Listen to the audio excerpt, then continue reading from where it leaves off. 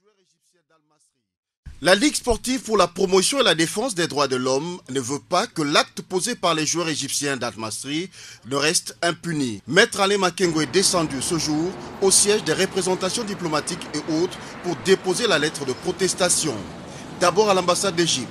Comme on peut le constater, la lettre a bel et bien été déposée.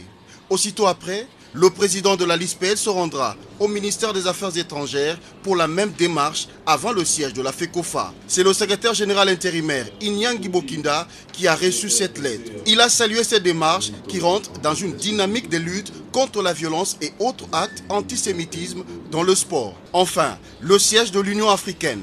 La même lettre a été déposée. Le contrat est ainsi rempli.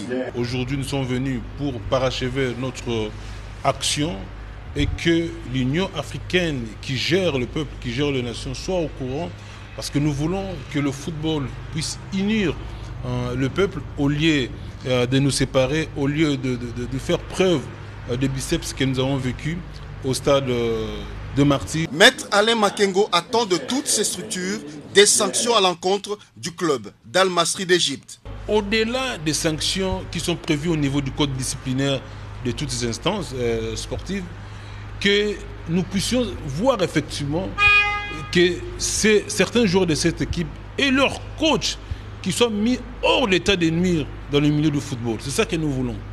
Aller même au niveau de la radiation, que nous ne puissions plus voir la figure de Sam Ossan au niveau du football africain, de se voir ce joueur qui est en train de détruire méchamment les biens publics du stade de Martyrs.